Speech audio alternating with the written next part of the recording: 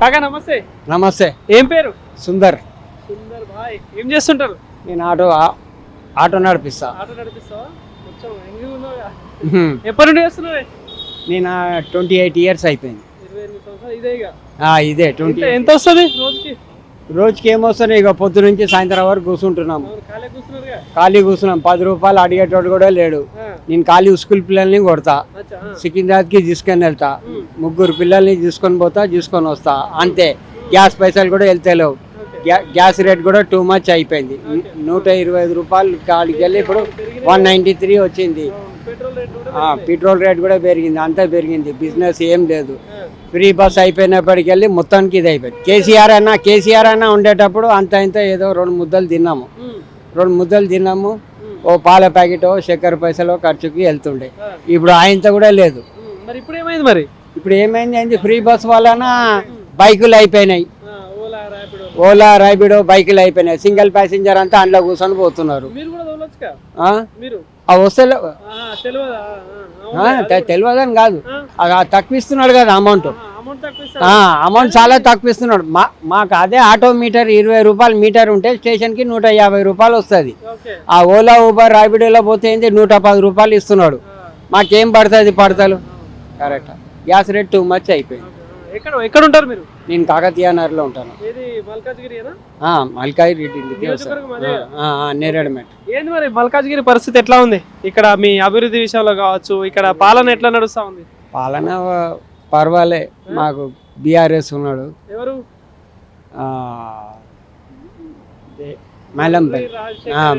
మరి రాజశేఖర్ రెడ్డి, ఆయననే ఎమ్మెల్యే. మరి రాజశేఖర్ రెడ్డి ఓకే, పర్వాలే, నో ప్రాబ్లం. చేస్తున్నాడు పనులు కొన్ని. ఎప్పుడైనా పోతే మనకేం అవసరం లేదు. ఎప్పుడైనా ఇదైతేనే అంతే. మనకు అసలు అవసరం లేదు. మనం నడిపించేది ఆటో. మన కష్టం మనం చూసుకోవాలి. 12,000 పడ్డాయా? ఎక్కడ 12,000? ఎలక్షన్ ముందు ప్రచారం చేసిండు. నేను ఆటో డ్రైవర్లకు 12,000 వేస్తా అన్నాడు. 12,000 కాదు, 12 పైసలు కూడా గతిలేదు. అంతే. ప్రభుత్వం దగ్గర డబ్బులే లేవట కాక? అవును. డబ్బులు ఎందుకులో బొచ్చడి డబ్బులు. అప్పు చేస్తే అప్పే పుడతలేదు. అప్పు చేసి అప్పు పుడతలేదు. అదే మన ఇంటి సంసారం వెళ్ళే తీసుకోవాలని మాట్లాడుతున్నాడు. ఇంటి సంసారం వెళ్ళే తీసుకోవాలంటే మళ్ళీ అలాంటప్పుడు మళ్ళీ ఒప్పందం చేయొద్దు కదా. రావద్దు